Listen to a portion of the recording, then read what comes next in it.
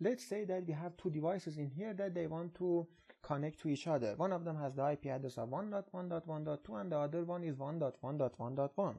In this case, this device in here could connect to the other device, but if it wants to connect to another device, it wouldn't be able because it's not free, it's busy. So the only way for it to be able to connect to other device is that if the previous connection with this device gets cancelled, and then the endpoint on or this device is free to connect to other devices. But there was a big limitation. Every device could connect to only one other device. It's like, for example, if you want to connect to a website, the only person that connect is you, and all the other person in the world would not be able to connect. So for overcoming this problem, a new concept was created, the concept of port numbers.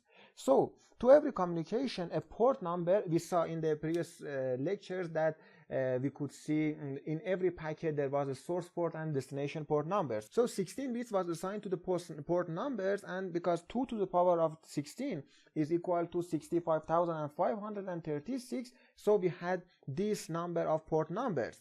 By convention, we said that from the port number to 0, from 0 to 1023 would be the well-known ports. They are already reserved for maybe the famous application. For example, the first one 1024, and in this range were the registered port number, and these are the ephemeral port numbers, which we would explain in details that how they would be used for different connections. But for now, at the last part, because we didn't have any port numbers, we only had one endpoint. But now, because we have different port numbers, it's like, let's just not divide different port numbers. In this range, we say that we could use any port number. So in this case, 1.1.1.1 with the port number of 0 would be like one endpoint.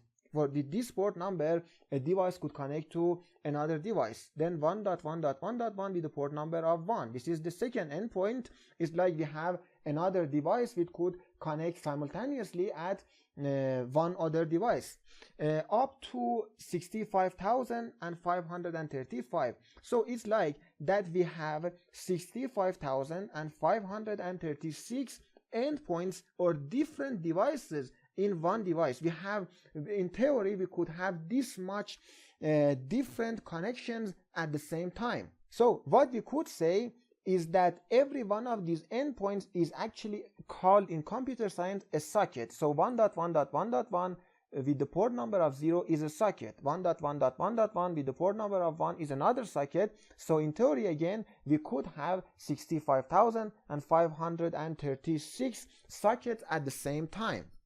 So socket is just a combination of an IP address and a port number acting as a separate endpoint or device to overcoming the limitation of not being able to connect to several devices at the same time.